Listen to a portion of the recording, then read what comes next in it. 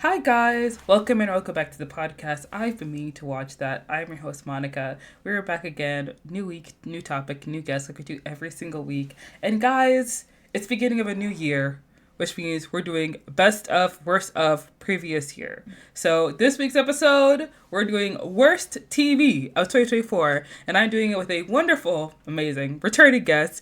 Everyone, welcome back, I JJ. love the way it feels to be a hater. Oh my gosh. I love Infinity Song. I Good. love them. I love them. Slow Burn is my favorite song by them, but all their songs are amazing. Yeah, honestly, I think that it's very nice that they've cracked into the folk space. Hmm. I hope they take it back. It will be well earned. Oh yeah, there are a lot of black folk singers that I like Joy. Oh, I don't know how to say her last name, but I love her song "Look Up," and she has a song with Chris Stapleton and song with Noah Kahan as well. Um, Mm-hmm. There are a couple other people in the folk space, a couple other black artists I listen to, but I can't name them off the top of my head. But yeah, yeah, I Wow, love them. wow! I can't believe that. Wow, Don't do wow. this. I'm not gonna pull up my You see? Spotify and start listing people off. Like, Oh! You're gonna pull out your Spotify? Really? I'm gonna pull out my records. Let's oh see what my we've got. gosh. All right, let's see what you have in Eh, your records. What do you have in your records? He has All right, vinyl, let's guys. see. He's cool. He's a cool guy. I'm not that cool. I just No, you are, because you're making fun of me because I didn't remember my favorite black folk artist. no. So, It's not being cool. It's doing it for the bit. It's called mm. hypocrisy. Let's see. You got 10,000 gex by 100 gex. Everybody knows what this is, right? Um, the Blue Album by Weezer. Mm. Is that Weezer? No, that is the Black Parade by My Chemical Romance. Okay, that's what I thought. I was like, wait a minute, that doesn't seem right. Let's see. This works more in the visual medium, less so in the. Guys, he just pulled out Charlie XCX's album Brat. That's very much I not folk music. I mean, unfortunately, I'm just kind of an electronic music fiend. Hmm. Um, you Nothing know, wrong with I that. will be Yeah, honestly, back in my day, I used to get clowned on so hard for it. Hmm. But like, if somebody invites me out to a function, I can be trusted on aux, which means that Okay. I'm better than most people. No offense to most people. All right. All right. Great to hear it. Well, guys, we are I'm gonna talking. stop with this. Sorry, I'm gonna stop with the bit. I think it's gone on for too long. No, it's fine. It's fine. It's all good. Guys, this week That's we good. were talking about the worst TV shows that came out in 2024. There were a lot of really good TV shows that came out in 2024. We will You be talking know, about none of them. we're not talking about any of those today. We're talking about the worst. And not too many we're going to be diving into today. So, sit back, relax, enjoy the pod. Hope you're listening on Spotify or podcast wherever you listen. If you want to get the full version, remember you can check out our Patreon. But before we get into the worst TV shows of 2024, we're going to get into the first segment of the podcast, which is Media Mania, where we talk about, relevant events, entertainment news, new releases, and the like. And the first thing we're talking about today is going to be the devastating fires that are running rampant in California at the moment. Currently, there are several wildfires that are happening in California. There's a fire in Palisades, in Eaton, and both of those fires have caused significant damage. There have been 11 confirmed fatalities. Nearly 180,000 people have been evacuated, and there have been critical fire conditions expected to worsen due to Santa Ana winds. So many people have been evacuated. Obviously, ATF is leading the investigation into the cause of the fire. FEMA has received over 16,000 aid applications, and due to the fact that nearly 60% of California is experiencing drought conditions in the year of 2025, it is proven to be very difficult to stop the rapid spread of the fire. Many celebrities have been, speaking out about how they've lost many homes. One person that spoke out was Milo Ventimiglia, I think that's his name. He's from This Is Us, and also Gilmore Girls. And he spoke about how he recently lost his home due to fires. He's actually going to be a father very soon. So many people's homes have been devastated. They've lost many things due to the widespread of this natural disaster. And if you guys would like to, find out ways to help, there are links in the description down below where you can donate to, animal shelters to help orphaned pets in the wake of these fires, or if you would like to donate to people that need help, we will leave some links in the description down below so you can give as you can. I will also say that like there's a lot of people online like you shouldn't care all that much. It's just rich people getting their homes destroyed. And that's not No. true. That's not true. First of all, it's the principle of the thing. Second of all, no. There's like plenty normal working class, middle class, like full of like teachers, firefighters, like people that society like needs to function. I mean, anyways, it's like it doesn't matter like what kind of neighborhood it is. People are being like hit. Like I have friends out in LA and like fortunately they're not close, but like pretty much all of them know somebody that's like had to evacuate or lost their house or something. Yeah. Yeah. If you're someone who enjoys content online, more likely than not, some of your favorite, YouTubers have had to evacuate or spoken out about having to like find shelter and, just like leave what's happening in California so they can be in a safe location. So, our thoughts and prayers go out to them. And I do understand that there are people online saying that like it's just rich people being affected, and that's obviously a misconception about people who live in California, because one thing you also have to remember is that California has a very large homeless population, so there could be a lot of people who are displaced who are in danger due to the spread of the fires. There are people of many backgrounds who are being hurt by the fires, and just because rich people have lost their homes doesn't mean we can lose sympathy for them. We should still have some kind of empathy. I will say my empathy stops when I see people who have like a net worth of over $5 million spreading GoFundMe's on their Instagram story. That's when I have to say, maybe not. I know you lost all your stuff, but I'm sorry. You should have had insurance. Like, I'm not going to give to you. And listen, if somebody from Dropout asks for some money, like, yeah, I'll donate to them because Dropout is an independent company and most of the people are like freelancing comedians. But like, baby girl, if I look up your net worth and I see that it is crazy, like there are 7 zeros at the end of that thing, I'm so sorry. Actually, your network is your net worth. If you're not discussing crab by the age, with your circle by the age of 25, you need a new circle. Did you just actually me?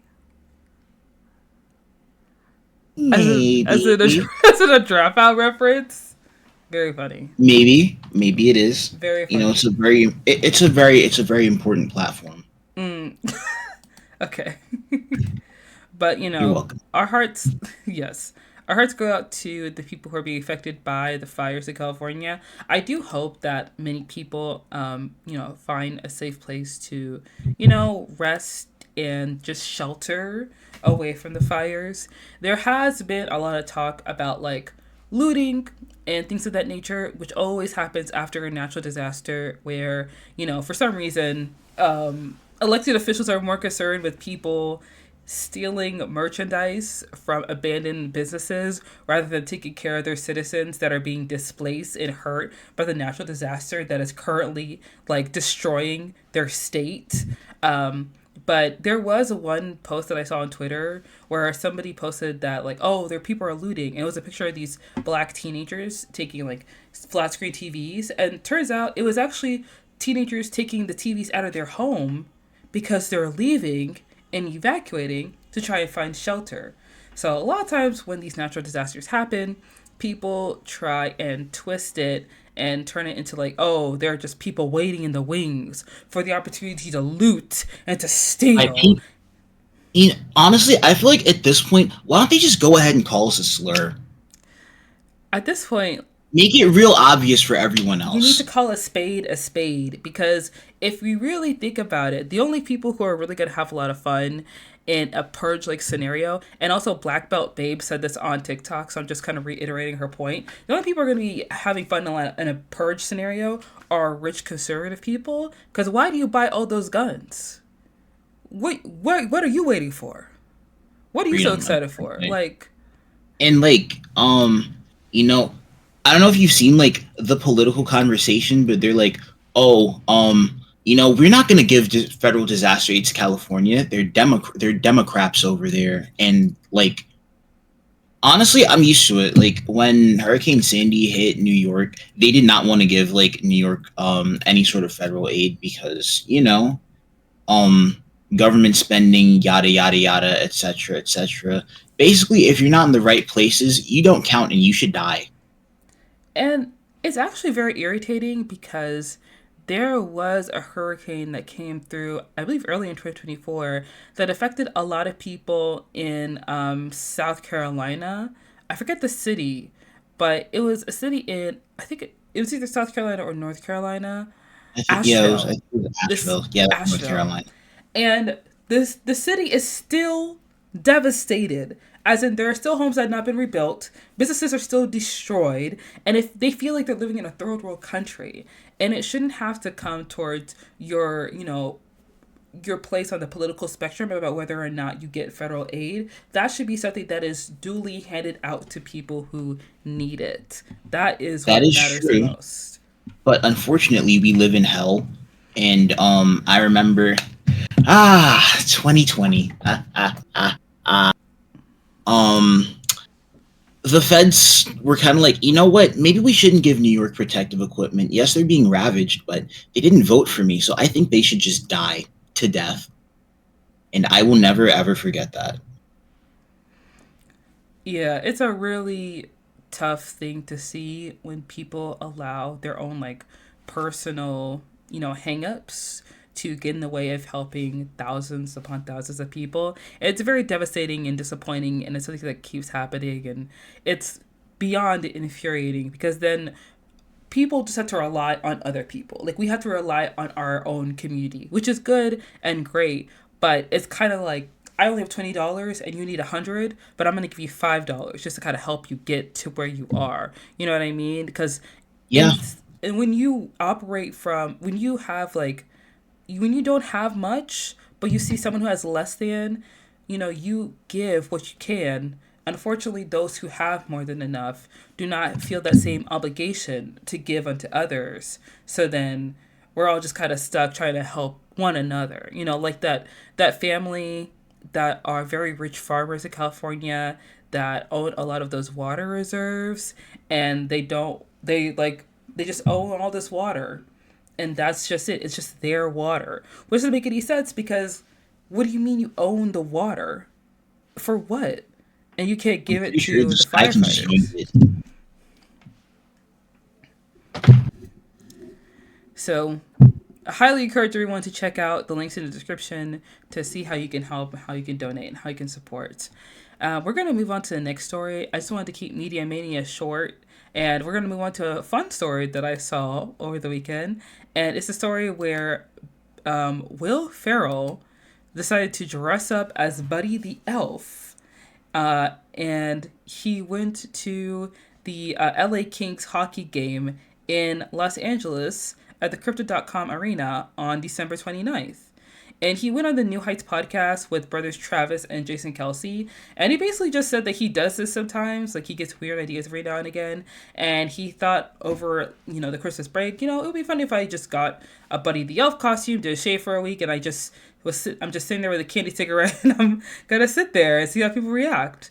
And Guy, honestly, guy of all time. He did it for the vibes. Honestly, yes. like I would do crazy things if I had the time or the money for the bit. Listen. One of my guiding principles is unironically just commit to the bit. If there's a bit, you should commit to it. So I am a serial bit committer. Like I I just think that if it's an option, you should hard commit to it. Don't yeah. don't let them know that's a bit until afterwards. Like just do it. Pretend you're Honestly, the imposter in Among Us. Yeah, mm-hmm. sorry, go ahead. No, I was just gonna say I agree with you. I definitely agree with you, and I do wish that more celebrities kind of like leaned into the bit every now and again. Like if Anne Hathaway dressed up as Princess of Genovia, for Christmas or Mm-hmm. something similar. Like, I know Macaulay Culkin, he did a Home Alone commercial for Google Home one year, which I thought was pretty funny. But I feel like if celebrities were to lean into nostalgia and just like kind of have fun, just like out and open, just for sillies, just for goofs, just for laughs, not because you're being not for like a brand sponsorship or anything, but just for the heck of it, like just for the bit, I feel like it would alleviate some of, the tension that people are just generally feeling all the time, every day. I just feel like in a world of serious Sams, be a silly Yes. Billy. Yeah, be a silly Billy. Have some fun. Why not? I actually love that. And I think that, Will Ferrell just up as Buddy the Elf is genius. It's hilarious. And I saw that and Mhm. it got a little chuckle out of me. I was like, you know what, Will? Yeah, why are we so serious all the time? Let's have some fun, Let's have Life is not just pain. yes. Let's bring a little bit of joy into our hearts. You know what I mean? Why No, not? no. We should. We Uh, should. But guys, that's gonna wrap up Media Mania for us today, and we're gonna jump right into the worst TV shows of 2024. Now, I know you all may be wondering, why would you watch a TV show if it's bad? Well, let me tell you something. I am someone who loves to watch TV. I watch a lot of stuff online. I've been getting to a lot of anime in 2024. And one thing that you never really know when you're watching a TV show, you don't really know how it's going to go. You don't know where the storyline's going to, cross. And sometimes you just got to lend yourself to the vibe. And really, a lot of shows, there were a lot of continuing shows in 2024. New shows, sparsed, here and there. But putting together this list, I was actually surprised how I forgot about these shows. And looking over the list, I was like, oh yeah, I remember these shows. Like, because sometimes you watch something, and when you're watching it, you're like, oh, this is garbage. How dare you bring this before me? This is your finished product that I am meant to no, that's consume real. as the viewer? That's real. Like you're just like, turn it off, turn it off, turn it off right now. I need to talk to every single person that was in the room that allowed this to make it to the final Like cut. if you're watching anime, like the sometimes like just the weird not. I don't watch it alone, but like the weird nonsense, right? You'll be watching the show and you go from yeah, ichi ni sa to turn it off right now, turn it off. I don't want to see this no more. Get rid of it. Yeah, and what I mean, like, I've watched, like, good shows, whether it's, like, anime or, like, just, like, regular live-action shows. Mm-hmm. Like, there are a Mm-hmm. lot of good shows that came out 2024. For instance, like, Black Have you Dove. watched Dungeon Meshi? I love Delicious in Dungeon. I love Dungeon Menchie. I love that show. JJ is smiling right now. For those who are listening, JJ is smiling right now. The reason why he mentioned the Dungeon Menchie or Delicious in Dungeon is because a voice actor on the show, an English voice actor, his name is Damien Haas. He voices Laos, the main character. Damien Haas is also a member of Smosh. Damien Haas was also my crush in 2021. That's why he's bringing it up. Because he wants to embarrass me. And now he's pretending to maniacally laugh. I didn't say any of that. I just brought up the show. You brought up the background information. You brought up the background information. You brought up the background information. Not me. No. Me. No. That was you. That was you.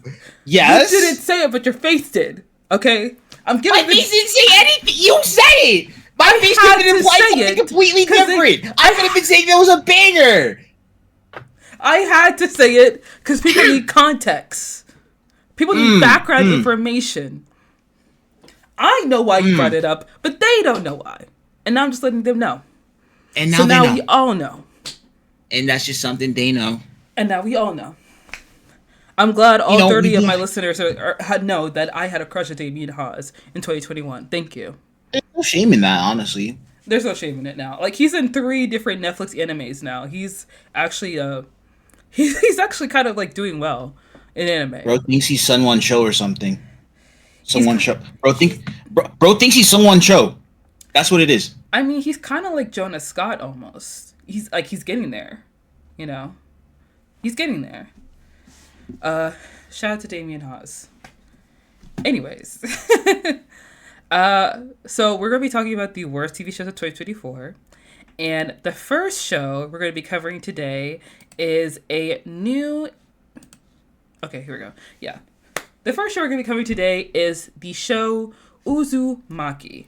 Now, Uzumaki is an anime that is adapted from Junji Ito's manga. Now, if you don't know who Junji Ito is, he is a prolific manga artist who is world renowned for his very grotesque and unique horror manga. He's written and drawn a lot of manga in many, many years.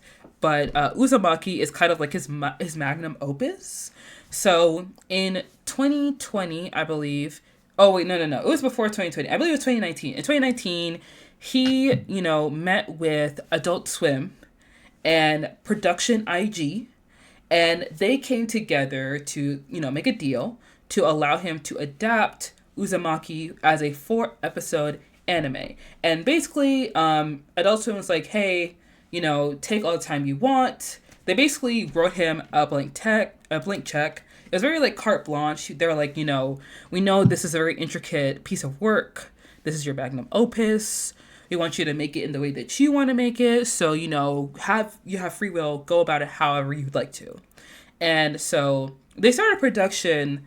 And then in 2020, the pandemic happened. And then they tried to start it back up in 2021.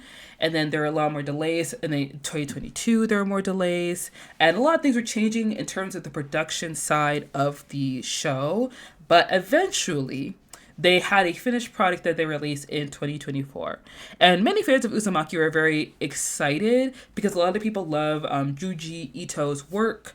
There have been a lot of adaptations that have been released, or a lot of, adaptations that tried to, resemble his prolific manga artwork, but it failed in comparison. So a lot of people were excited for this adaptation to come out on Adult Swim. When episode 1 dropped, a lot of people were praising, the animation, the black and white 3D work, everything looked really great and amazing, and it came out with rave reviews.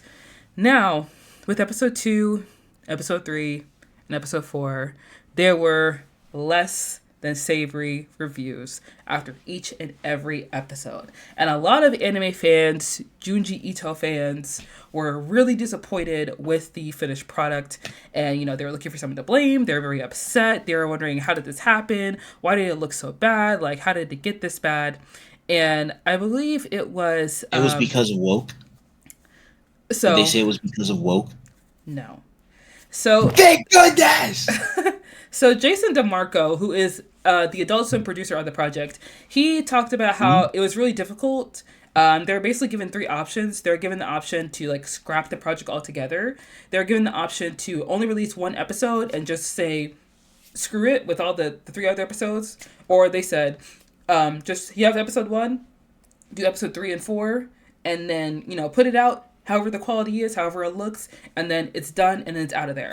And there are budget constraints, there are a lot of time pressures, and a lot of that led to outsourcing work to multiple studios, and the production team basically had to choose. They chose to release incomplete episodes, and Jason DeMarco said that, basically, this is just a hand that we were dealt. He wanted to still release a finished product, because the animators and the people that worked on this project, they put a lot of time and effort into this to make it happen, and he didn't want their hard work to be thrown out, so he wanted to at least put something out there and just see and just let the final result be what it is. And yeah, it was a difficult decision on his part. Obviously there were a lot of different factors that went into the production not going well. The fact that episode 1 had Junji Ito as the animation director, but episode 2 they had 24 different animation directors, and then episode 3 there were I think 19 animation directors, and then episode 4 that's a step in the right direction. Yeah. after animation 4, and in episode 4 there were 10 animation directors, and a lot of people wondered why this happened because production IG has worked with Adult Swim before. We all love Attack on Titan, Mm-hmm. we all know it very well.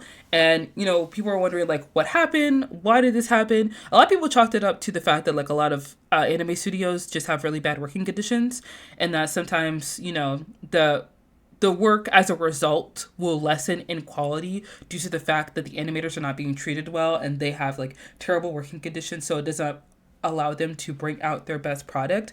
Obviously there were Mm-hmm. rumors of David Zaslav possibly being the result of this because in Wait, 2020. can we take a second? Yeah. We gotta hate on David Zaslav. Like I think that it's just justified. Like you know how in whatchamacallit, Fairly Odd Parents, the Turners would be like Dinkelberg. Yeah. Something like that, but for Zaslav. He soiled it. He, I think that he just has a hate motive for animation actually. And as an animation fan, I think that I hope that the bad things in life all happen to him and only him. Yeah, I feel like with David Zaslav, it's very clear that he is not someone who has a creative, forward mindset when it comes to entertainment. Yeah, I think he was also the CEO of GQ, and apparently he was not a great boss at that company either. But somehow he got in imagine my charge of shop. somehow he became CEO of HBO and turned it into Max and destroyed the amazing reputation of the legacy medium and legacy production company that is HBO. And a Yep. lot of people do believe, like, I think that, well, I watched a Mother's Basement video, and his Hmm. speculation is that David Zaslav, he became the CEO in 2022, and him seeing the fact that Adult Swim basically gave this blank check to Junji Ito to create this like 4 episode animated masterpiece. Um, Yeah, he probably saw that as like a drain on their resources and just figured like, hey, you either need to find somebody who's going to work on this or just shelve it all together. And honestly, I feel like that seems like the most realistic explanation for it. yeah. Like he's like screw the art, I want the money. But also like apparently the way that he's like negotiated with partners also was really off putting. Like um they like I'm pretty sure the Warner Bros. Discovery owns whatchamacallit Turner, and like it got to the point where like they were supposed to renew their contract for having the NBA broadcasting on TNT, right? And the NBA was like, "Screw you! Actually, I know that like you have a clause that says that you have first right to the new contract, but we don't want you. Mm-hmm. We do not want you. It's that bad. We'd love to see Sorry, it. like No, you're fine. yeah, yeah, no, like Zaslav is honestly like it seems like he's probably good for the money for he maximizes shareholder value. But Mm-hmm. like for everything else, terrible. Like if you don't want to continue forward with a partner, I mean, I guess that's just business, but to do it in a way where they don't want you anymore, that's kind of an L on his part if you think about it. Yeah. And the thing is that, like, with animation, it's not really a medium that can be rushed. It is a medium that has to be, like, you have to take your time with it. And Junji Ito, the drawings that he does in Uzumaki are so detailed and so, like, well done that if you're going to animate it, you really have to put a lot of time and care into it. And in my honest opinion, I think it's great that Adult Swim gave him, like, carte blanche to create this project. But 4 episodes is not enough to create the project. And honestly, I feel like they probably should have done like the old school way where they should release an episode every 6 months or so, just to like keep Yeah. people invested and keep people interested. Because at least you're like putting something out and you can keep the quality of the animation, up to par with the fans. And to be very real, Uzumaki is a manga that has a lot of storylines connected to it, and there are a lot of moving pieces in the story. For those who don't know what Uzumaki is about, it's basically about this small town where people are falling down this spiral, where they keep seeing spirals everywhere they go, and these spirals appear in their minds, these spirals appear in like little everyday things, and they slowly begin to lose their mind. And although it may seem like a very like basic concept, the way that Junji Ito crafts the story makes it harrowing and horrifying and incredibly creepy, because it's like wherever you look, you could fall symptom to the spiral because everyone else is as well. And it's very, very disturbing. And to put that to animation form is something that has to be done with like a steady hand. So if you don't have a strong team behind you, or a company that is truly supporting you and has your back 100%, you're basically not going to bring a great finished product. And even the first episode had pacing issues, had some animation issues, because like you cannot adapt Uzumaki in 4 episodes. I feel like from the very jump, like it needed like a 12 episode run, like most animes do. But I feel like the 4 episodes was like, I don't know. I don't know why they even started with that to even begin with, but I guess that like also a lot of it is just like there's this focus on bingeability. So like they like if you drop something slowly, then it's like, oh, why are you doing that? What's the point? And if people aren't like watching, like aren't setting aside this block of time to binge the entire show immediately, it gets canceled these days. Even if it's a legitimately good show, yes. Plus, like, what I miss actually from from like the olden days of television. What? So I've been watching Deep Space Nine with a friend, and like just the idea of like these like shows that were allowed to like simmer and build and develop over a decade or more, like just the long runners, they're not really a thing anymore, and I think that's a shame. Like even something that like you think of as being on for forever before it ended, like Phineas and Ferb, it only had 4 seasons. Yeah. Right? And like, yeah, I know that like there's growth and change and not everything is gonna be like that. You're not always gonna have a Frasier or a Cheers. Some shows are legitimately just dookie or have short stories and they should be wrapped up that quickly, right? But it just really is a shame that now like an exceptionally long show maybe gets like 6 seasons. And like the episodes are always gonna be so long. Like I really do like, and like every single one of them is plot critical. I just do really miss like being able to like miss an episode and come back and like the plot's still going on, but like you can sort of figure out what happened. Although I do think that's not that bad actually. Like it's like if you grew up like with that being your experience of TV and serialization, you kind of are better at filling in the pieces than you would be otherwise. Like my brother will start watching something like The Bear, for example. No, not the Boys. The Boys. He watched The Boys, and he'd like watch it without me, and I'd be like, "All right, great." So I come back a few episodes later. I'm like, I have a general idea of what's going on. Still, yeah, but I really do miss like.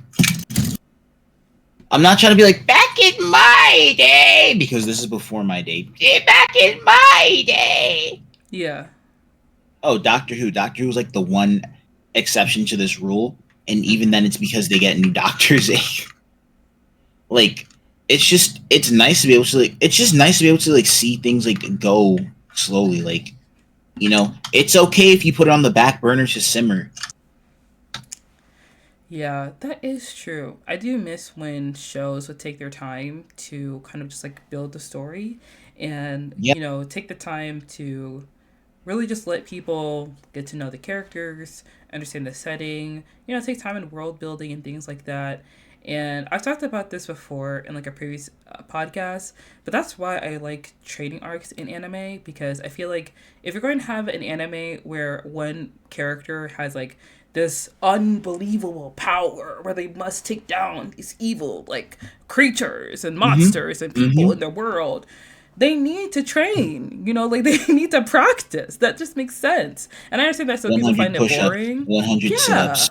Yeah, and like recently, Demon Slayer, they had their training arc, their Hashira training arc, and some people found it boring, but I found it interesting because the Hashira, they are characters in the anime that just show up every now and again, but you don't know who these people are, not really. If you're an anime only Yeah. watcher, you just kind of see them sporadically, but we don't really know them for real. And even though you saw them in season three, at the end of season three, and season two as well, Hmm. you're introduced to like the flame hashira.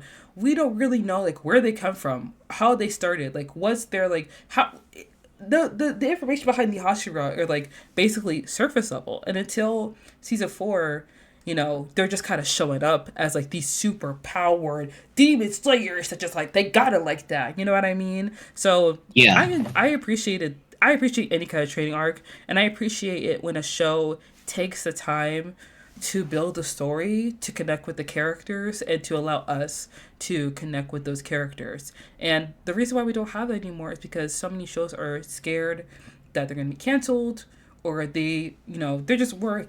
They're worried that people are going to lose interest, and that will lead to their Hmm. cancellation. So they are more focused on making things plot heavy and making things Yeah. interesting and leaving things on a cliffhanger. That way they have to get renewed. And then they don't get renewed anyway. Like, do you remember Inside Job? I'd seen clips of that show on TikTok, but I've never watched it. Inside Job was such a fun show, and the story like had just really gotten into motion. And like the second season was a smash hit. Like it was doing numbers, and it got canceled. Hmm. So what do they want? I don't know, man. I mean, people say that they want a show where people can watch it with their while they're on their phones, but then you keep renewing Stranger Things, and like, girl, I don't even know what's going on in that show at this point. Like, how are those kids still alive? Really? There's something wrong with them They've got kids. armor. They've got armor, plot armor. Mm, yep. Yeah. Like I think that like filler episodes aren't even necessarily bad if they're like if they're like full of characterization, right? Like okay, so we're watching the guy who's usually out doing battle and whatnot do laundry. That's fine. I don't mind if we're like seeing how he interacts with the people at the corner store while he's going grocery shopping, etc. Like show me normal. Like you can do it. I just need to know things about the character. It's perfectly fine to slow the story down every once in a while. Yeah, You know, exactly. no Exactly. harm in that. No harm at all. And I feel like for Uzumaki, um, it's very sad and very disappointing that it didn't turn out the way that people wanted it to. But I feel like the show Mhm. already had an uphill battle to begin with, because it would have been nice for them to have 12 episodes like you would have in a general anime season, to really build the story, to build the storylines, for us to understand the characters, for us to really see the horrors of the spiral happening in the small town and how it's like really changing the people there. But from the very start, like the stylized hand drawn animation that Junji Ito used for Uzumaki and his detailed line work is not something that's easily captured in anime. And they also combine like black and white 2D animation with motion capture techniques. So Yeah. there obviously was kind of like an uphill battle to keep the quality of the manga, transferring it to the anime, and stay faithful to the story that Uzumaki's Uzumaki is. But at the Mhm. end of the day, it was just kind of like, I feel like at the end of the day, it's just another sad story of how animation is not being properly appreciated by big studios. And it's really disappointing to see because anime is such a huge industry, and a lot of Americans like anime. And it sucks that like there is a CEO like David Zaslav that is doing away with so many amazing animation products like Uzumaki or Coyote versus Acme, and Yeah. I don't, it's It's just just like disappointing.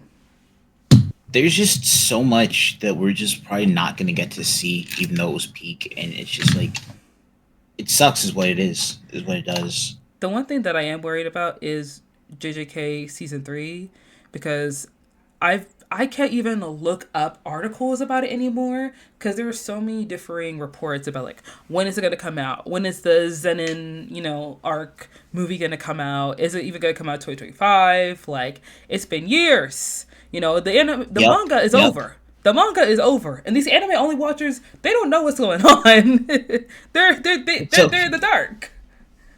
it's okay. Tell them to pick up a book and read it. You gotta enter your parent era and tell them pick up a book and read it. Pick it up. That's the problem with you kids these days. You want everything all spoon fed to you on the screens and whatnot. You need to go back to the library or the bookstore, spend some of your hard earned time searching it out, pick up a book and read it. Stop being lazy. That's what you got to tell them. You really got to be in your parent era. That being said, we're gonna move on to the next show we're talking about, and I'm gonna be The honest. bear, the bear, the bear, the bear, the bear, the bear, the bear, the bear. No, I'm kidding. I'm kidding. I'm kidding. JJ. So JJ brought this up to me off the mic, and we're just gonna do this right now since you're so excited. So you can go ahead and make your case if you want to. My honest opinion. The bear was good when season 1 dropped, right? I thought season 1 was nice. I even started to like Richie. It turns out that he's a really good character, and your original impressions of him were very incorrect, right? Mm. So season 1 was a banger. The show shined in its small character moments, showing that people cared about each other, showing the dimensionality and the intelligence and the care behind each of the characters. And in season 2, it is thrown away. The only reason that the plot is going on in season 2 is that everybody's an idiot except Cicero. Like, Wait, what do you like? remind me who Cicero is? This the uncle, right? Yeah, Okay, go ahead. right. Like, everybody is sympathetic to some degree. Like, you understand their motivations, right? Like, you now you can see that Richie, despite being right? He cares. You can see that like the Christmas episode even is like okay, the Christmas episode was in season 2, very stressful and also really, really well made. But like that, I would say is an example of like immaculate characterization. It really did feel like a Christmas with the family. Nobody could get away. You can see like the motivations. Cicero's clearly not a bad guy. Richie's like trying to, he cares about his family. He's not even like trying to be like, oh yeah, I can get my wife back. None of that, right? Mm-hmm. But like everyone's an idiot. Why is Carmi just blowing off his responsibilities and not talking to Sydney, right? When he has a restaurant to open up, he can literally just tell Claire, "Hey, I'll come by, but like first I got to make sure that I take care of this." And she's going to understand. She is also a working professional. Mm-hmm. What are you doing? Why is every single conflict and incident in this season dependent on your inability to communicate, your inability to prioritize, your inability to be an adult? Right? First season, everybody's grown. Second season, the main character is literally a child, and we are focused on him. When did he become 13? It's like, and then season 3, the same thing continues. Literally, the plot exists because Carmi is making avoidable mistakes over and over and over again. And it's not like, oh, this is a cycle sort of thing. You can literally just not do this. Mm-hmm. You just have to not be an idiot for 5 seconds, and we know that you're capable of it. We know that you can do it. You showed us you can do it. So what happened? Did you play football in the off season? Do you have CTE now? Are you Antonio Brown? Wow. I do have to say I agree with you on season 2 because I feel like season 1 he was very determined to like make the restaurant work and to like take over and make it better. And I feel like with season 2, in my mind I thought, oh, we're just fixing up the place, we're just making it better, but now we're making it an upscale restaurant. And I was like, oh, okay, like we could try that, yeah. And I liked seeing Sydney go to different restaurants and talk to different like restaurateurs and like get information and like try different recipes. I thought that was really great and a lot of fun. But with Carmi getting so like enthralled with Claire. It felt very strange and very different because, like, I understand, he liked Claire when he was young, and he didn't really have that experience of like having a girlfriend because he was working all the time in New York, and like this is a chance where he could like reconnect with her, but it's not like she's like going away or it's not like she's dying. Like she's still gonna be here after the restaurant opens. Exactly. Like So he will literally understand. Like he's abandoned his commitments. He's literally left Sydney hanging, twisting in the wind multiple times, and that's supposed to be your chef de cuisine, bro. Like yeah. I am lock in, bro. Lock in. Right? The only part of the restaurant that actually turns a profit is Ibra's sandwich window. And like, can you imagine your beloved sandwich joint, right? Like imagine you're in the neighborhood, your beloved sandwich joint, right? You grew up going there, right? There was a kid, he used to be running around the shop. Now he's come back and he wants to gentrify it. Mm. It's also very interesting because like what restaurant is like upscale at the night and like has a sandwich window in the middle of the afternoon? Like that doesn't even make any. That doesn't really work. Like that. I never heard of a restaurant that works like that. I mean, honestly, I think that like I've definitely been to some places that have like completely different setups between like lunchtime and how they're set up for the dinner crowd. So like that, I don't think it's like impossible. I've definitely like seen it. Am I gonna name any places off rip? No, I'm a notorious restaurant gatekeeper. If you are on DM terms with me, you can find out about the places. But if you're not, I'm sorry, you're not even hungry for real. Like, why are you asking me about this? You don't even need to eat. Like, me personally, I think that I would just invest the resources into cooking at home. It'll save you a boatload over the long term. So like, really, it's just like that sort of vibe. You know what I'm saying? Like, I don't just be taking just anywhere there. Okay. Sorry, Okay. sorry, but like, yeah, no, I really do think that it has gotten to the point where the entire plot rests on contrivances. Like, there's a certain amount of suspension of disbelief that I'm willing to entertain for the sake of the story, but when it's all another show that had this problem actually was Cobra Kai, right? Like, it got to the point where all of the tension and drama, well, almost all of it, could be resolved if the two main characters sat down and had lunch. All they had to do was act in a normal adult way, sit down and have a conversation. And it just did not happen. And like, I just can't stand it when like a show establishes that it's like, this is a tight show. Also, you know what happened actually? The Bear got successful and then they like laid off a lot of their like writers and brought in a more established crowd. Oh. Yeah. Yikes. Yeah, so like just the fresh ideas, I think there are like less of them around. Like this is what happens when you take a character and little moment driven show and you like just turn it more normal, I think. I don't think it's making it more normal. I think it's making it more palatable to a certain audience. Because The Bear season 1 felt very much like the working man's comedy, like the working man's show. Because it is stressful and it is like kind of exhaustive to watch at times, but it's a fairly good show. And it's a show that depicts like the real nature of what it's like to work in kitchen, like what it's like to work in the back of house. And then you watch season 2 and season 3 and it feels very much like a rags to riches story, which there's nothing wrong with that. Like and like that works. I feel like The Bear does a very good job in like terms of like some of the writing, but I feel like there are some parts of season 2 that go against the like thesis of season 1. Like when Richie is at Olivia Colman's restaurant, I think it's called like Eva or like Echo or something like that.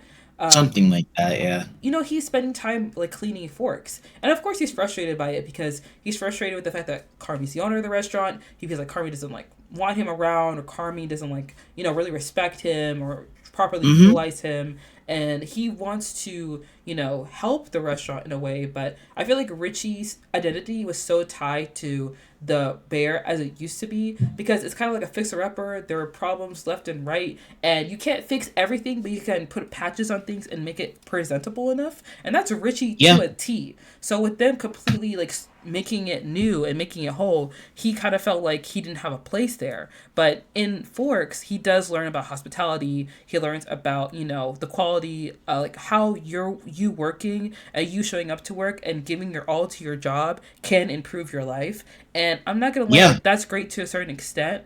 But for a lot of high end restaurants, those servers, those cooks, those waiters that are giving their all to their job and working these terrible hours do not make a lot of Hmm. money. The food that they serve is ridiculously expensive. And I did say in that episode, it was very sweet. There were some heartwarming stories. They Yeah, let everybody absolutely. eat in the restaurant for free. Like, that's great. That's awesome. But I Hmm. also was when I remember rewatching The Bear because I did an episode reviewing it, and Richie was reading this book on hospitality, and I looked up the book, and the guy who wrote the book was also a guest star in season 3, but this guy also had a restaurant, I believe in New York, where he had people working near the end of the pandemic for free in the restaurant, as in he wasn't paying them. And he's a multi-millionaire. So you have a working class man reading a book about hospitality by a multi-millionaire restaurateur who didn't even pay his own working staff. And that's something that goes against the full thesis of season 1, which is working class people trying to work together and form community in the restaurant because they're all struggling and they're all falling on hard times. And yet, in season 2, we're all cozying up with millionaires. Like, Yeah. Like it just it I hate to say it lost the plot, but like it's like I'm not against the show starting as one thing and becoming a completely different show either, right? mm, Like that's also okay. That's a thing that happens. It's whatever. It's that like you've changed the show and you've also changed the people. And yes, Richie wears suits now, and it turns out that he really just didn't want to be like, like he cared the entire time. It's very obvious that he cared, right? And now he wears suits, I guess. But good heavens, it's just everybody else is working hard to make this possible, and Carmi's like, nah, I'm gonna go and drive a Claire. Yeah, I deal with it. yeah, it did feel very out of character for Carmi to like suddenly shift to his interest to Claire rather than focusing Mm-hmm. on the restaurant. And like I said before, it's clear that he didn't really have like that much of an adolescence or like that much freedom, Yeah, growing up, which I can understand. But, the Claire storyline felt unnecessary. And I know a lot of people have said this before, and like, no hate to Molly Gordon because she's a great actor, but the Claire storyline did not benefit the story or the show in any way. And bringing her up in season 3 is also not needed either because like what is Homegirl gonna do really? You know what I mean? Like really, yeah. Like they brought her in so that Carmen would have something to be sad about in season 3. they brought her into the. Oh, I also really did like there was no like romance plot in season one. Like I can't stand poorly done romance plots. Like Hmm. I think that the way that it was handled was also a complete disservice to Claire as a character because she's basically just there for Carmen to be distracted, and like she's clearly not like that. Like she's not dropping ultimatums or anything. Like she's like the most, yeah, she'll let you cook romance character ever. And like I cannot stand. I really just don't like poorly done romance. Like if it doesn't have to feel unearned, right? Like have you watched Disenchantment? I think I watched the first season. The first season is the worst season, I'm not gonna lie. But like there's like characters like Beam and Moore, and they like get together at the end. Sorry if I spoiled that for you, don't worry about it. It's an old show, it's fine. But like that was like, you know what, I think this is fine, this is earned, it's okay. But like people, but like I don't think that every single show needs to have a romance plot because I just think that they make things so much more predictable than they have to be. Like Hmm. I don't even hate I don't hate them conceptually, but they're like almost always done so the exact same way, and I'm like, really? Why? What do we gain from this? Hmm. What is the point? Like, it's notable when a show doesn't have like the love interest or anything, and then like once they walk into the show, I'm like, ugh.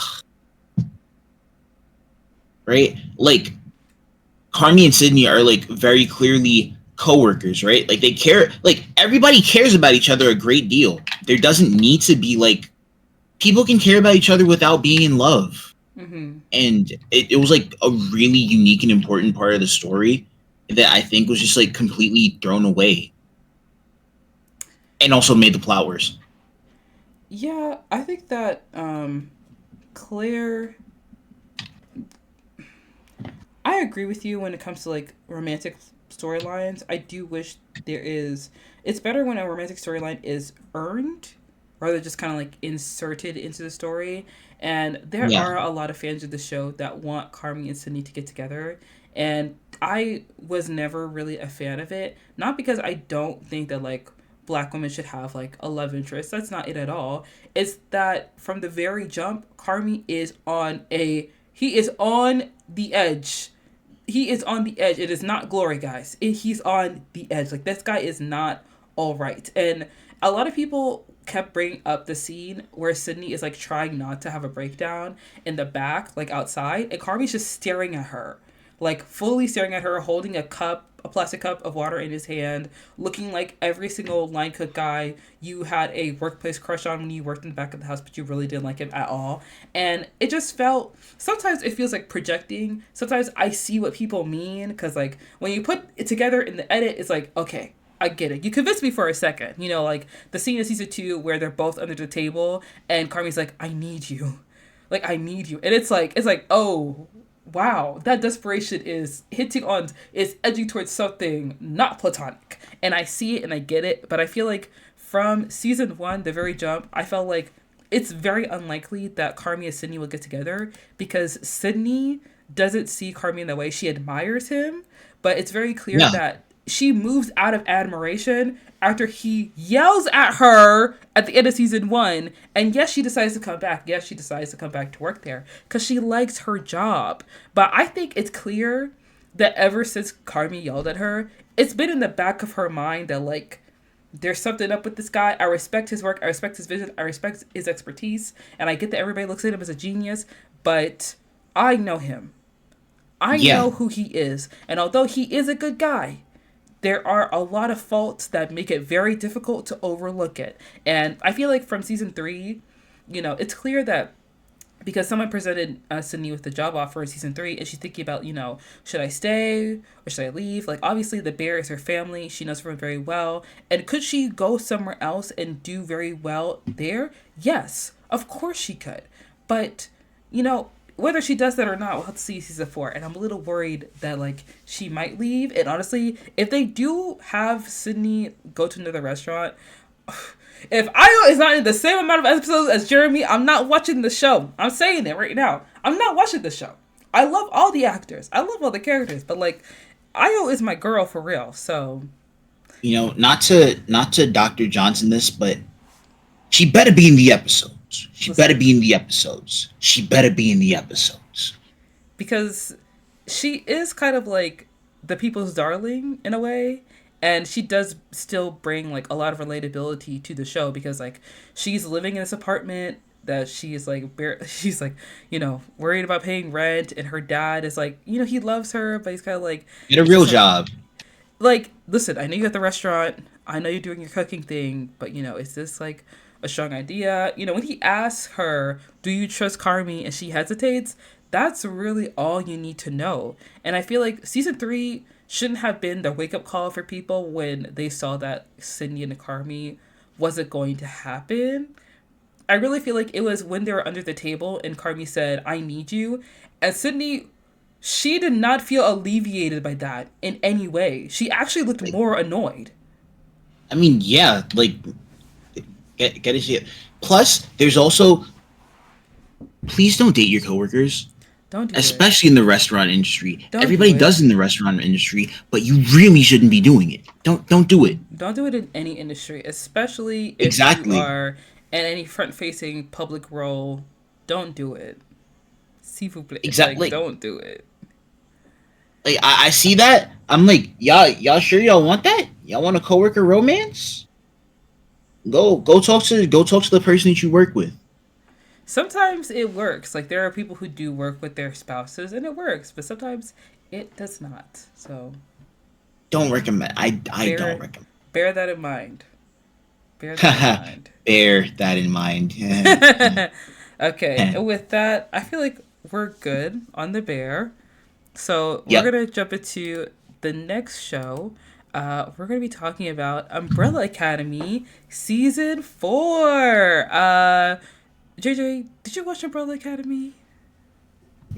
I remember I did like get through a lot of it, but I don't think like I watched season 4 itself. Like I think that I know what the story is, right, in general, but like season 4, I didn't see all that much about it on like promotion. Like it's like they dropped it. Like this might just be me famously living under a rock, but I feel like it was kind of a bloop, not a boom, like if like they gave it the oh it's running out of steam marketing, like what I mean. That makes sense. I feel like the Umbrella Academy, because it's kind of like it was one of Netflix's premiere shows. Like the from the season 1, the fact that they put Mm-hmm. so much money into the marketing just proved Yeah. that, like, hey, this show is not going anywhere, so y'all might as well tune in. Mm-hmm. Y'all might as well tune in. Mm-hmm.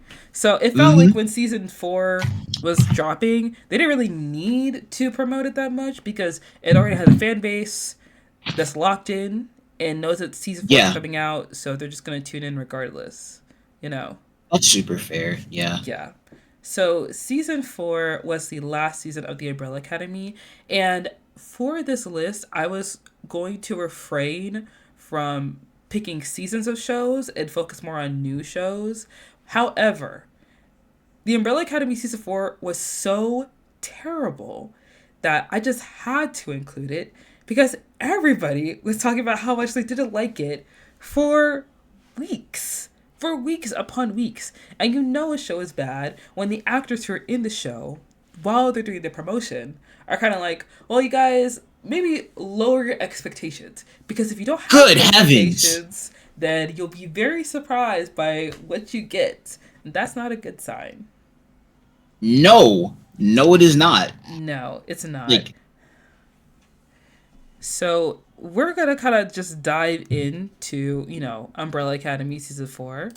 Um, Mm-hmm. so essentially, the first thing that changed in season 4 was the fact that it went from the typical 10 episodes a season to 6 episodes, right? And then another thing for Umbrella Academy, it looks like a lot of the I think the progress or like, the character development that a lot of the Mm-hmm. characters had kind of like gained through the previous seasons went down a bit, namely for Klaus, because, Yeah. he was dealing with addiction and he was very well known to be chaotic and a, comedic relief character, but he had done a lot of personal growth in prior seasons, and then we see him Mm-hmm. kind of regress into very old habits. Luther and Diego were kind of reduced to comic relief during the season, and their arcs lacked a lot of depth and any meaningful progression, which is really disappointing because I like Diego as a character. I feel like he was one of my favorite characters on the show, and I was kind of iffy on Luther, but after season 2, I liked him a little bit more. You know what I mean? Like season 1, he wasn't my favorite because he was trying to kill, his Yep. now brother, but like, you know, he grew on me. He did grow on me. Mm-hmm. And it seemed like, also there was introductions of new characters into the show, and there was like a new lore that was brought in, and it didn't really make any sense because this is one thing I don't like about final seasons of any kind of show is when they introduce new characters or they introduce new Yeah. plot lines or they make different people get together that have never really interacted throughout the show and somehow they're dating now, and this like, how did that happen? Where did that come from? Why are we here? What's going on? It just felt very strange and random. Like, why is Five dating his brother's wife? Like, what's going on here? Like, It huh? feels like the sort of thing where like um they like start producing a season and then they're like, yeah, by the way, you're getting canceled. You're not getting the entire episode run. So they start to cram things even shorter than they would have otherwise. Yeah, yeah, I think You that know? is really what's happening. The show is still kind of like quirky and funny. I think one thing that I really did enjoy about Umbrella Academy is that every season is the end of the world and the apocalypse. And as a fan of Supernatural, I'm used to it already. It's like, come on, baby, let's go. Let's go, okay? But even though it's a very heavy kind of ending for a show, and it feels Yeah. like a very strong thing to end on thematically, the show never fails to alleviate the tension with some humor or like a dance number or anything. You know what I mean? Like even with like season 2, there was a lot going on in season 2, but they still managed to like keep it light and keep it funny in some places, and keep the tension, not too tough, like not too badly. But it felt like in season 4 we had that, but it wasn't the same. It's kind of like we were saying earlier how I know, like, because Umbrella Academy has been going on for 4 seasons, so I already know the Hmm. characters. We already understand the characters and their motivations and everything. But season 4 really felt like they kind of just said, "Oh, screw it," and just like kind of threw away a lot of the progress the characters made, and like you said, shoehorned a lot of things into the last season that didn't need to be there, but just kind of throwing stuff at the wall and just seeing what would stick. And at the You end know of what the day, it it is? what? It's a senioritis season. Yeah, It's like they lost the heart, the passion, anything that comes with it. Right? yeah, Like, that is well, very true. Right. And I do feel like Five and Lila could have had a platonic relationship, but for them to get together, like for Five not to talk to Lila and like help her reconcile her relationship with Diego, I feel like that. Why didn't we do that instead? Like they're like having Five and Lila be together for 7 years doesn't make any sense. no, it Why? doesn't. I And I also don't like how they basically destroyed Five's character. Like he went from like someone who was funny and hilarious, like he was an old man trapped in like a 13-year-old's body, and he chose a woman over his family. Like and he didn't care about the apocalypse until the last 5 minutes of the show, which didn't make any sense. Yeah, honestly, like that's just the sort of thing that I don't get. Like making characters out of character. Like I don't think it's that hard to do character writing, right? Like Mm.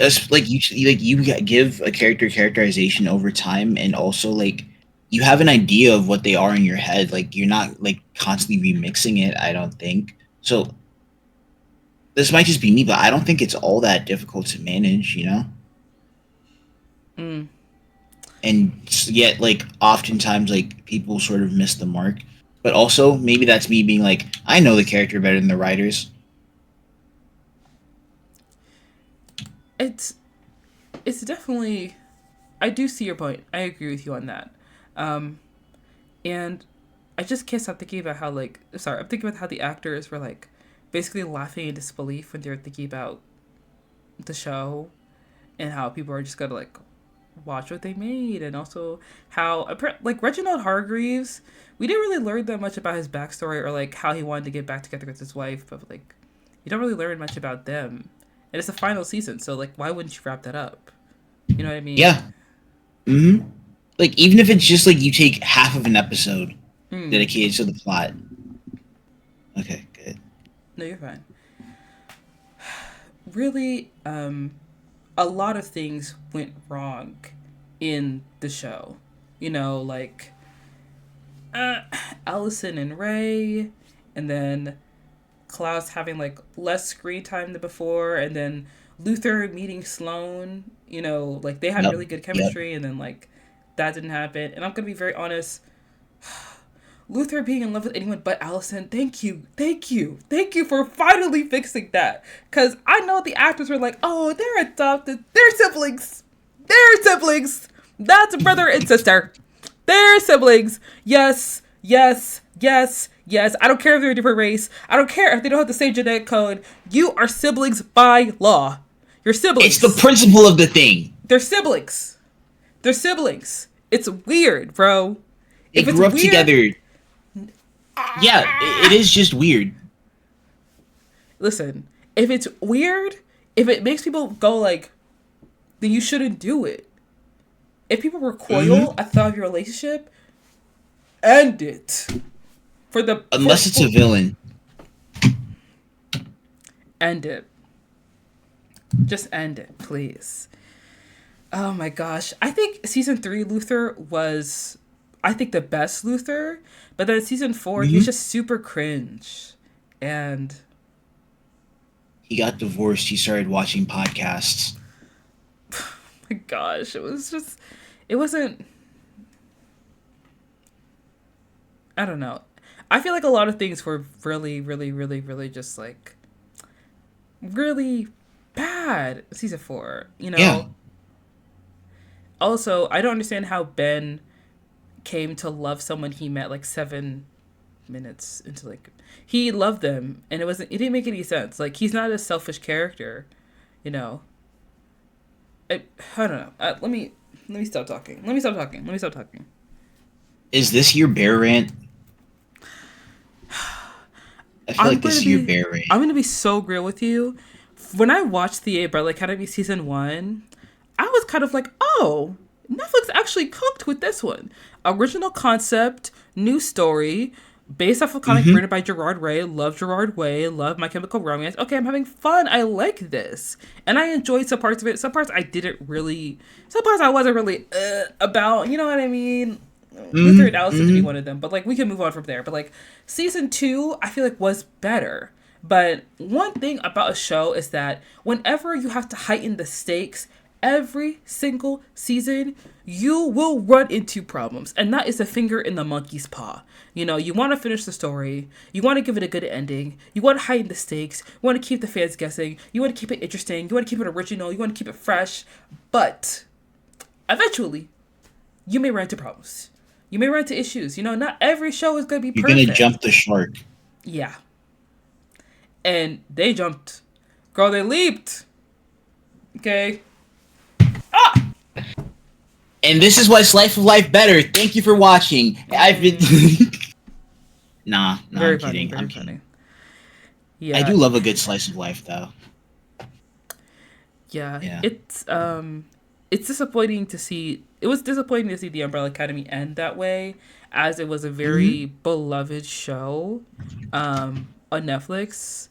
And I'm sure there are other shows like it on Netflix, but it was the most popular of those kind of Yeah. shows, you know. Hmm. Sad. Sad to see it end that way, but alas, it did. Yeah. And I and we agree. move. And we move to the next show on our docket, which is also an original by Netflix. So Netflix had ordered a reboot for Good Times. Now, the original Good Times was a sitcom that came out in the 1970s, and it was a fairly significant show culturally. The show was about a black family in Chicago navigating life in the projects, and it was very groundbreaking at the time as it depicted themes of poverty, family bonds, and resilience. So, the reboot, Good Times Black Again, um, does diverge from the original in terms of tone and style. And I think that the show was aiming for something a little more satirical and edgy. However, it was not that great. It was overly raunchy. A lot of people felt like it was full of stereotypes, and a lot of times the attempts at edgy humor did not land. And I think that Good Times, the reboot, is very similar to the Scooby Doo reboot that Mindy Kaling is like created, produced, I don't know exactly. She's involved in the Scooby Doo reboot. I'm not sure how, but she's involved in it. I And think whatchamacallit. You're talking about Velma, right? oh yeah, Velma. I'm pretty sure that it was like her darling because Okay. also Velma is a total self-insert character in that series. Mm. Yeah. Ah, okay. Got it. Got it. Yeah. But I actually did try to give the Good Times reboot a chance, and it was awful. I don't know how anybody could have read that script and thought that they were making something that people would actually want to watch all the way through, but it was painful to watch. They And Tyler Perry'd it, huh? not even Tyler Perry did. Because the thing about Tyler Perry is that he has a vision in mind when it comes to his stories. Like, he knows what he wants to say. And even though he says it through stereotypes, he says it through tired out tropes, he says it through terrible wigs and sometimes really bad editing errors. At least he knows what he's trying to say and he has some kind of message behind what he's saying. And sometimes that message is not that great, but you know what? He sticks to it. And Good Times Reboot, it was just trying to be it was trying to build off of a strong name of a sitcom that is culturally known around the world, at least like in America that we know. Yeah. And it was just trying to bring in some edgy, humor that they thought young people would be into, and it failed. It didn't hit. Like, it wasn't good. Like, I feel like a lot of times with these shows, when they try to do edgy humor, they're really trying to do like they're trying to do the Dave Chappelle show, but they don't have the finesse. They lack the Yeah. talent. Even Dave Chappelle doesn't have the sauce for that anymore. No, it wasn't him. He was the only person writing on that show. He had multiple I writers mean, on that that's show. true. That's true. That is true. Yeah. Even with the Eric Andre show, like, even he has writers on his show as well. So it's not just a singular person. It's like a body of people. And I feel like the group of writers that were behind the show for Good Times, they didn't stick the landing. That's it. It was just really bad. Like, at one point there is like a dancing cockroach and a drug dealing baby. And I was not, yeah, it's bad. Also, the animation Oh, is so ugly. It's just ugly at that. It's ugly. It's really ugly. I really did not like it. man, man. And like, I know it's bad to pick on a show for like such superficial details as like if it looks good, but like that I'm watching it. It's Am a I not? show. It is a Yes. show. It is a visual medium. Exactly, It's supposed to visual. look good. If you want me to watch this whole show, at least needs to be easy on the eyes. You know what I mean? Hmm. Like, Yeah, it there's got was. to be something. There's got to be something going for it. It had a very strong cast. Like, I was actually surprised, Yvette Nicole Brown, JB Smoove, like, it had some really heavy hitters, but overall, the show was a flop.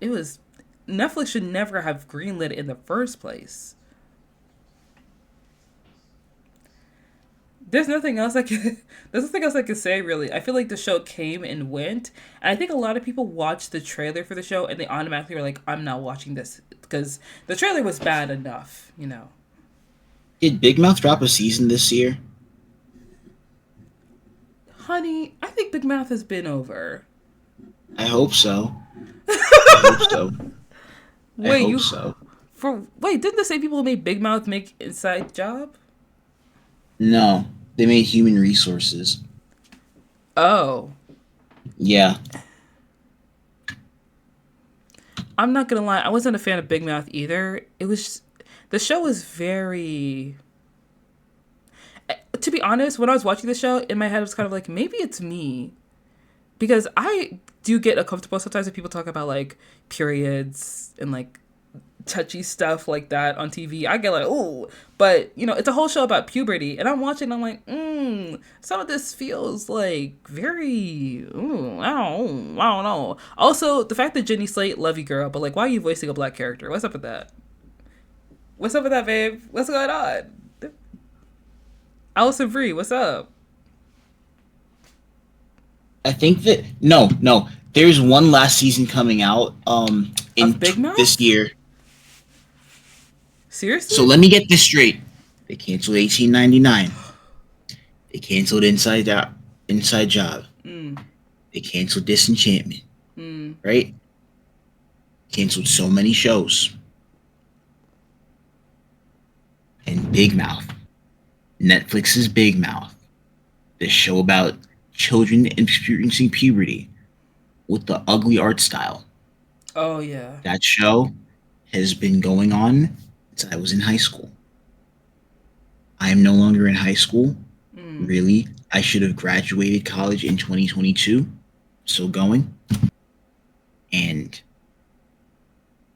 I, I just think it's funny. I think it's funny. It's real hilarious. The Big Mouth is still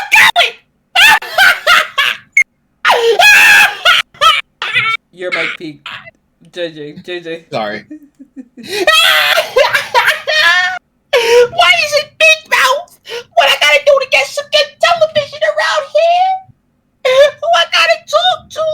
Netflix, why you letting me down like this? Stop it. Stop it. Okay. Okay. But like, yeah, I just really think that like they could really stand to do a much better job of discerning shows to let go on. You know what I'm saying? Like storytellers, etc.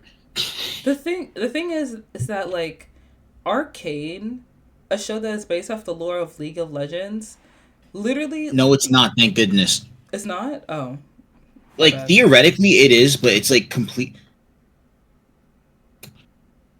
If JJ, sorry, speak. sorry. If Arcane inspires you to play League of Legends, don't. Awful Wow. game. I'm not gonna lie. I wasn't wanting to play the game based off the show, but like, Good. just off of season one, you could tell like with the pacing the show takes. It's like, okay, girl, we get it. It was very clear. They're like, so we need like 7 seasons of this show. And they're like, how about 2? Wrap it up. And they're like, okay, Yep. great. They're like, Alrighty then, got it. I feel like a couple like I feel like 5 seasons, 6 seasons of the show would have been really good because I remember watching season 1. I was like, now I know this show is good because I'm trying to follow what's going on here, but at the same time, I'm feeling a mm-hmm. little. I'm feeling a little bored. Not gonna lie, I like when they take a sub, but sometimes I'm like, okay, girl, we gotta speed it up because I need to know why I care about these kids. Why am I watching these kids steal things? What's going on? Like, who is this guy? What's up?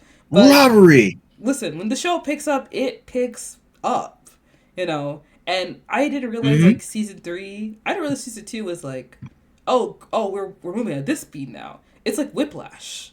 You watch season 1, you're like, okay, they're building the story, they're laying it out, putting down the foundation, and it's like, oh, we're just putting this together now. And we're done. Okay, all right. So we're here now. You know, Mm-hmm. Mm-hmm. Like Netflix, it's please think of the viewers. If you want me to you binge know, things, you have to make it easy on my brain. I have a solution. Piracy. Uh, Piracy. Now, I'm not advocating for you to do anything against the law per se, but I am saying that that streaming services are at a point where they've kind of replaced cable TV in terms of their inscrutability and multitude, and I think that is very unpleasant. And at a certain point, it once again becomes easier to acquire your entertainment, shall I say? Also, if you guys are ever looking to watch anime that's not a Crunchyroll, just go to hianime.to, and then it has basically every single anime episode on there. And also, it also lets you know which episodes are filler, which made it easy on me because I'm trying to watch Bleach, and oh my goodness, All there's so right, much filler. thoughts on One Piece? I haven't watched it, by the way. My brother's watching it right now, and he's like, he compares everything to One Piece. It's like, okay, we get it. We get it. You're cool. We get it. We get it. Have you ever watched Doctor Who, perchance? Um, I actually haven't watched Doctor Who in so long. I used to be such a huge Doctor Who fan, and I just kind of It's fell good off. again. It's good again. Which Doctor was the last one that you watched? I mean, I tried to keep up with oh my gosh, Nichiti's season, but because it's on Disney Plus, Mm-hmm. it's so hard to find episodes to pirate. Like it's nearly impossible, and they won't let me buy it either. It has to be on Disney Plus. You know what? I'm gonna send you a DM. I'm gonna send you a DM. I got you. Oh my god. Okay. For legal reasons, that is a joke. That is a Uh-huh. joke. But there are ways. There are ways. Mm-hmm. Got you. Got you. It's acquirable. It is acquirable. Mm-hmm. I'm not gonna spoil anything for. Are you okay with spoilers? Actually. Well, we don't know if the listeners have, you know. Mm-hmm. Fine. I'm just gonna say. Stephen Moffat should be fired out of a cannon into the sun. That is all. I don't feel like a lot of Doctor Who fans would disagree with you on that one. No, no, they will not. No. Like, I feel like he cooked during the Matt Smith era, but that's literally just because, like, Matt Smith. But, like, after that, canon, sun. I'm gonna sound like such a hater. I'm not a fan of the Matt Smith era. Like the pods, I get that people like them, but I never really was like. When he like he waited 1,000 years for. I was like, okay, he ate with that one, he ate. But after a while, I was kind of like, I'm getting tired of these people. I'm getting tired of these people. I'm tired of Matt Smith. Like, I'm so sorry. He looks like a human dinosaur. Like, it's so hard to watch his face. And when he talks and he moves his lanky arms, and now he's on House of Dragon, and he looks like he should be on House of Dragon because he looks like the product of incest. But like, oh my gosh, Hey sometimes now, hey now, he's English. He's English. they do not all look like that, girl. They do not all of them. Like Ben Wishlaw a little bit, but like not too much. And he's actually a good actor, so like I'm gonna give him that. When Matt Smith acts evil, I'm like, you know what? I'm gonna let you cook, cause you know what? You did that thing. You did that. But sometimes when he was trying to be Doctor Who and being all quirky and happy, I was like, please stop smiling. It's Nah, it's unsettling. It's scaring the children. I gotta admit, when I was a child, Matt Smith was my first Doctor that I watched, and I gotta defend him. I think that like the whimsy was very important. Like, despite the absolute chaos and everything going on, I think that it was very important that it showed that like you can in fact be grown and still be quirky and whimsical. And I think that was very valuable, and it was a lesson that I took with me. Hmm. Yeah, Nine is my favorite Doctor though. Yeah, Christian Eccleston, justice for him. They should have given him more seasons. He deserved way better. Listen, I don't disagree with him when he says that like a lot of them need to be fired. Because, girl, what was BBC thinking bringing back Russell T Davis for what? For Well, I what, mean, he babe? hasn't been bad with the writing. I'm not I'm gonna lie. not. Like he, I'm not saying he's bad. He's not a bad writer. It's just that like we've done this before. You know. yeah, yeah, we have. That's all I'm saying. We've done this before. Also, David Tennant somehow just existing in the Doctor Who universe now. Like, he's just there. They're just two doctors now. Like, babe, I know we rewrite the lore all the time, but this, Well, I this, mean, once they got rid of the 12 regeneration limit, it proved that with enough wibbly wobbly, timey wimey stuff, anything is possible. also, you knew the 12 regeneration limit was like, now, girl, we're going to have to write that out in some way. Yeah, yeah, that was guaranteed. Yeah. A lot of things have been changed. Like the fact that the doctor isn't Gallifreyan technically. Like we don't know where the doctor is born. Like oof, we're stepping into some territory there. But honestly, like when have we not? Yeah, the doctor is just a silly person. You know what I'm saying? Yeah. I stopped watching like halfway through Peter Capaldi's first season, and I completely skipped Jodie Whittaker's era. You know, no For disrespect shame. to her whatsoever. For No shame. disres, no For disrespect to her shame. whatsoever. For No shame. disrespect. You skipped Wow. half the season where there was a black companion. Wow, JJ.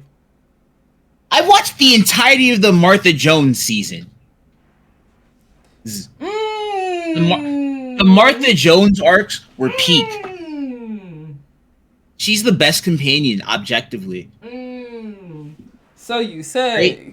She did her thing. She went adventuring, and she got to leave on her own terms and live her life like normal. Martha Jones is just objectively the best companion. I'm sorry, it's just true. I mean, she is great. I don't like the fact that they paired her up with Mickey. Like they were married or they were together. It's like, oh, so the only two black characters are dating now? Is that what we're doing? Oh, so you got a problem with the only two black characters on the show dating now? I Is don't that have a what it problem. is? It's just lazy. It's just lazy. It only takes a It's little lazy. bit of white brainwashing It's lazy. It's lazy. to activate. It's lazy. It's lazy. It's lazy. I'm not saying it's not lazy writing. However, I'm also saying that I think it's fine. I think it's fine. I think that it's fine because, like, you know, not to put my Umar cap on again. I think that a lot of the time, right, you'll see media like shies away from doing like relationships where the couple is two black people it's because like it's easier to like tick demographic boxes or like gesture to inclusivity when you have an interracial couple.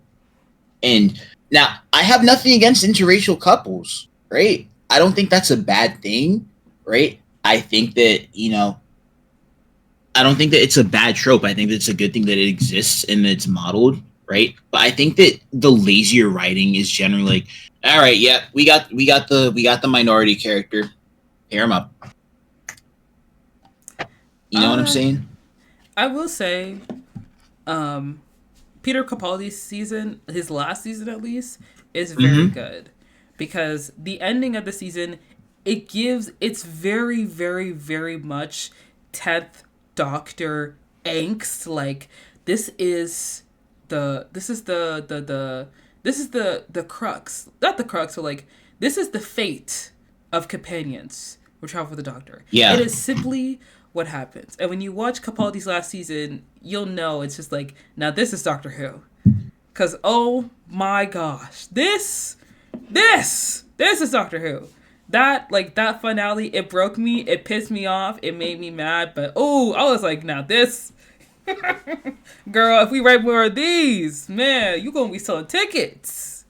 And this is why Martha Jones is the best. She left on her own terms. She went back to living a normal life. Right? Listen, a little bit of despair never hurt anybody. For the plot. For the plot.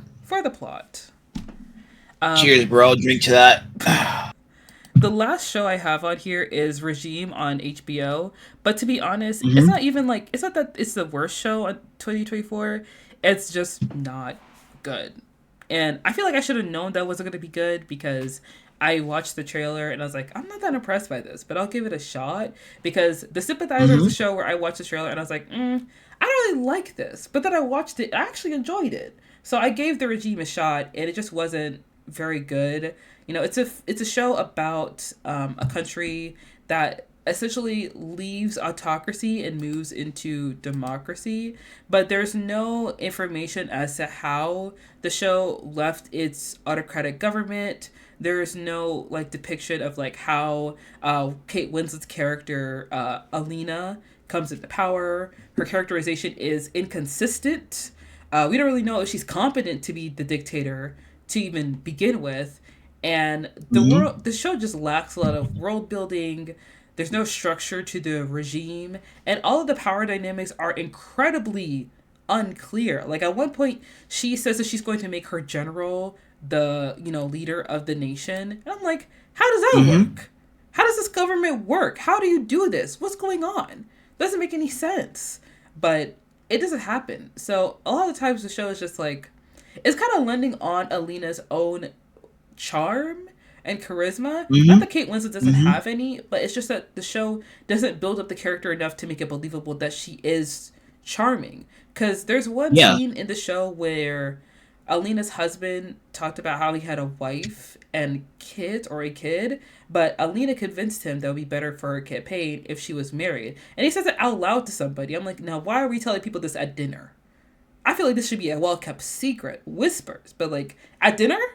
Out loud? That's got to be a cry. That's a cry for help, right? Yeah, definitely. Like, that's got to be a cry for help. Yeah, the show didn't really feel strongly written. And even though Kate Winslet was like pushing the show, promoting it, asking people to watch it, girl, it just wasn't. I guess she thought she was going to get her Emmy. She didn't She didn't. It wasn't it. It wasn't it. I'm sorry. Mission failed. Get him next time. Yeah. It's really tough when people are trying to make shows about government to try and make a Yeah. statement.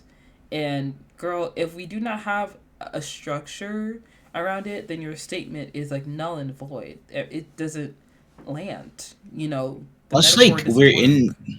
we're in our satire is dead era. Like you Mm. try and satirize something, these people go ahead and do it for real, Hmm. and like it just makes it really hard to like satirize because like we've just like entered a space where like politics is bizarro again, and like it doesn't matter like how much you can point out. Look, they're doing this thing they said they were gonna do. People are like, why are you taking it so serious? There's so many. They're just joking. They're such kidders. You know. That's true. Satire really is dead, like you said, because any kind of outlandish scenario or absurd kind of moment that you will try to drum up in your mind could possibly Mm-hmm. happen in real life. It is not so out of the ordinary, and it doesn't seem like something out of the work of fiction. It seems something that could literally be published in the New York Times the very next day. So it's very hard to satirize the things that are going on because things are just getting a lot worse that it's harder to laugh when these things are making a real life impact. And also, people don't even take the most ridiculous news seriously when it does impact you because it's better to seem apathetic to what's going on than being tuned in and informed, because being tuned in and informed makes people anxious, makes people feel overwhelmed, makes people feel, depressed. And to Mm-hmm. see it reflected in your media, in your entertainment, in your television, is that something you could point and laugh at or be like, oh, that's never going to happen? Now it just feels like you're laughing at people who are being affected by this. And it's not fun because if you're the butt of the joke, then Mm-hmm. you're not having fun with the Yeah. joke. Exactly. That's it. Like, huh? What do you think? Somebody's gonna try to commit a coup, overthrow democracy? Yeah. Yeah. Yeah. Yeah. Yeah. So it's not looking fun out there. It's not looking fun out there. Um Yeah, fun that being living in the real world. Sorry. No, you're fine. That being said, guys, we're gonna wrap it up here with our last segment, watch list. Where we're gonna talk about some movies and TV shows that we're excited to watch that may be coming out soon, or maybe things that are already out that we had to catch up on. One thing that I put on my watch list is Nosferatu, because it's a new movie coming out. It's out right now, I believe, and there are a lot of new films I have to catch up on. So I am going to be at AMC a lot in the next few weeks. Another Something else I'm actually excited to watch is Hunter x Hunter and Doctor Stone, because my brother and I were watching Attack on Titan together, and I was talking to him and I was like, hey, like I finished My Hero Academia. I finished so many of the shonen shows that I was watching, and I was like, there's something coming out for a while. Like, you have any recommendations for me? He was like, yeah, watch those two. I think you'll like them. So those are two shows that are on my watch list to check out. And I'm also watching Mm-hmm. The Way of the House Husband because Jonah Scott, I'm obsessed with him. And the show's very funny. It's on Netflix. It's really great. I enjoy it. Yeah. Sonic the Hedgehog 3. Oh, yes. That's also on my watch list. Good. I should hope so. Like Sonic like I started watching the Sonic the Hedgehog series like a week ago, and like the movies are very good. So the third one, am I going to like take a picture of the screen when I'm at the theater and caption it "disgusting black creatures get out of my sight"? Absolutely. No, what? It's because I can do it. I can get away with it, right? Oh my gosh. Like nobody else can get away with that. But like I feel like it's my duty to commit to the bit. Also, whenever the second season of Dungeon Meshi drops, Mm-hmm. that's gotta finish that. Gotta finish Excited that. for It's like that. legally required. Mm-hmm. I have been informed that Sakamoto Days is a good show. It is out. So It's a weekly show, so I'm just gonna wait for a lot of episodes to pile up so we Yeah, can binge it. yeah. And I'm so sad that we're not getting a second season of Scott Pilgrim Takes Off. Yeah. I did try to watch it. I think I just kind of like fell off of that, but I enjoyed it for what it was. I think it was a lot of fun. Yeah, it's a really good show, actually. Mm-hmm. Yes. Um, hmm There are a lot of shows coming out this year, and I'm really excited, especially for Mickey 17. That's a movie I'm Yep. very excited to watch coming out in February. Hopefully. Hopefully. Fingers crossed. Don't push it back, please. Oh my gosh. Let me watch When it. is Beyond the Spider Verse coming out? 2026, I think. Oh man. Yeah, it's Well, I gonna be mean, a while. I feel like it needs to be good because like the way that Across the Spider Verse ended, you cannot rank it as a movie until you see how it's like completed. You know, That's true. I remember watching it in theater with my brother, and I was like, "So this is it? This is what you've done to me, the entire theater was upset. bro." Like we're like, what? Yeah. And like this was like 9 p.m. This was at like 10 p.m. on a work day. Mm-hmm. So like I went to work. I went to class. I finished class. I went to the theater. Mm-hmm. All of these are long trips, by the way. I watched the movie, and now you want to tell me this to be continued? Well, it better be good. If it's It's not no. Go ahead. if it's not good, we gonna have a problem. Yeah, I think. Well, of course, the Spider Verse movies kind of ran into the same problem with the Uzumaki, where like the animators were like running on long days and there were a lot of delays and the working Yep. conditions weren't Yep. great. So it makes sense that they have to take their time with the film, which is what I want above all else because I just want them to bring the best product that they can to the Mm-hmm. viewers so that we can enjoy it in full so that I can finally binge watch the Spider-Verse movies 1, 2, and 3 all together and like have like a nice night in. That's what I would love. That's what I would like to enjoy.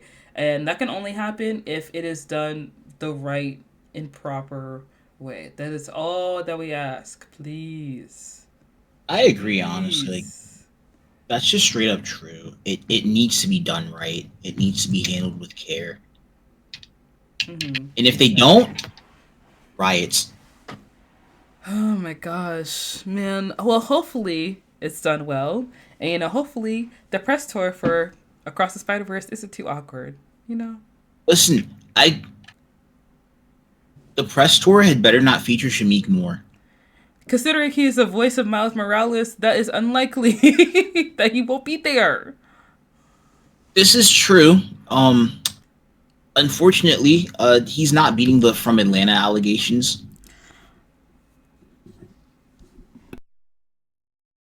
How? How?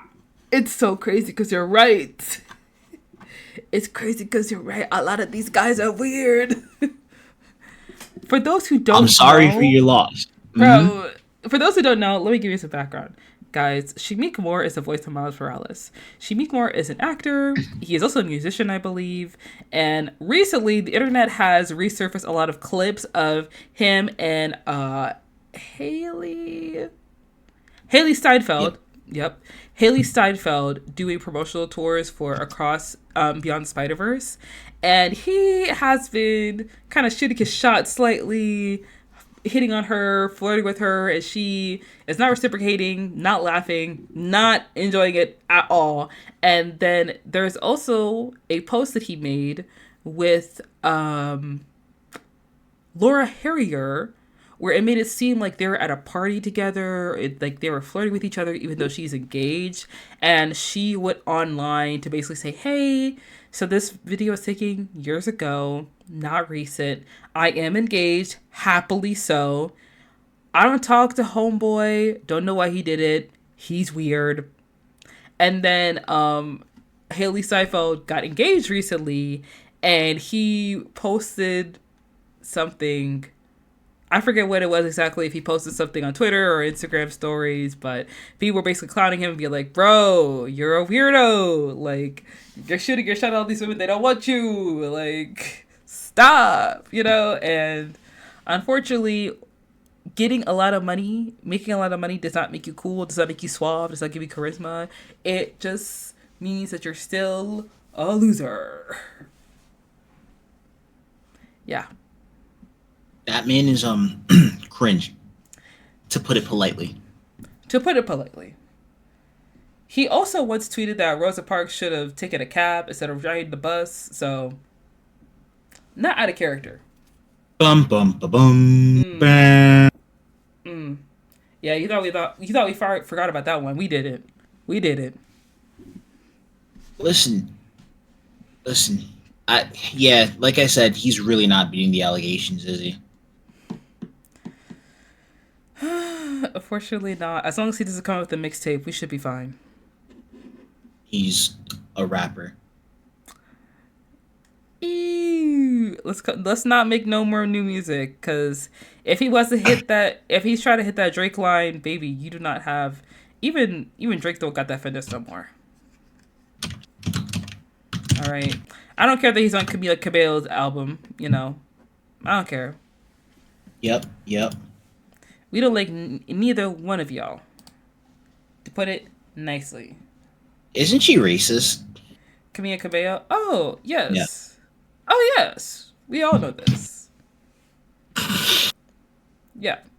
She's trying to rebrand herself again, and it's not working. Well, old habits die hard, I suppose. Well, guys, this is the end of I've been meaning to watch that. I want to thank JJ for coming on the pod. Where can people find you? Thank you for having me. It was fun. I love tangents. I love going on tangents. I love going off topic. Huh? What? Why are you looking at me like that? No. Is it something I said? No. Yeah, thank you for allowing the Yankees hat to grace your podcast today. Mm-hmm. And again, thank you for having me on. I am very reasonable and can be trusted with opinions. Okay. Where can people find you? You can find me on Blue Sky at JJNQ5. My Instagram is also at JJNQ5. Kind of dead for now. And I also have a YouTube and Twitch channel, also named JJNQ5. Where can people find you? Well, people can find the podcast on Instagram. You can find us on Twitter and Blue Sky. You can find us on YouTube. Don't forget to subscribe to the YouTube, subscribe to the Patreon. Lots of great things are coming very soon. And guys, don't forget to tell your friends and family about your new favorite podcast. I've been meaning to watch that. I am your host, Monica. And I'll see you guys next week with a new topic, new guests, like I do every single week. Bye! I'm off to the ether again. Goodbye!